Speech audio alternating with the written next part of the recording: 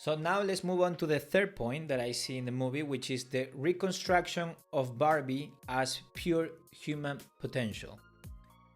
So we see here, like I would say, like a spiritual progress in the stereotypical Barbie, and now she is more in touch with the fountain of life, of energy, of eros, as pure human potential, as somebody that is able to self-actualize her wishes beyond just being a mother or the perfect woman. So the voice of her consciousness is no longer this perfect feminist utopia of being the perfect activist, nor the patriarchal type of ideal of, you know, be in line, do what I'm telling you, and you have to always be perfect, look beautiful, and that's that, you know. So she moves beyond that.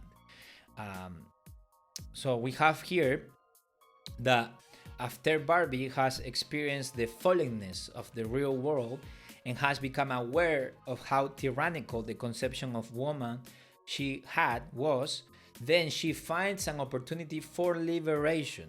That's the idea.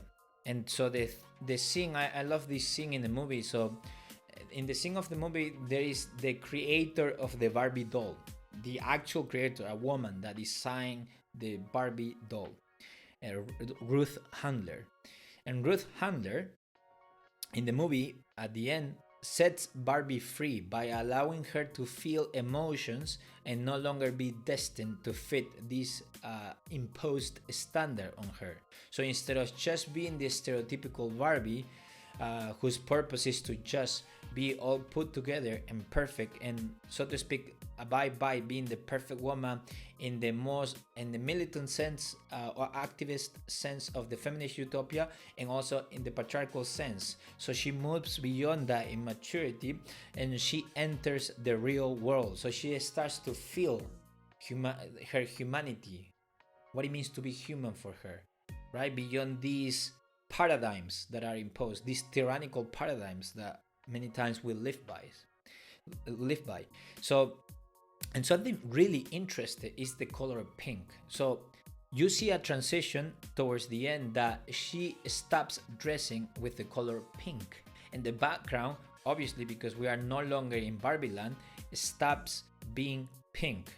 And so I think pink was a symbol of the idealistic world, of naivete, of naive innocence, of utopia. And so as she becomes human, as she starts feeling herself, as she basically reconstructs herself as a being with potential, potential that has to be actualized, but at least free potential, where she, so to speak, has the space to think of herself and then move on with life. Now she doesn't wear pink anymore. So the loss of this symbol of naivete as the pink world is completely gone at the end of the movie. So, and something we see with this is that she had to kill the ideal to be able to live her humanity as a woman, as a person. We go from having this metanarrative, but this imposed, tyrannical, naive metanarrative about reality, these lenses of looking at reality and ourselves, and we move to a more personal narrative.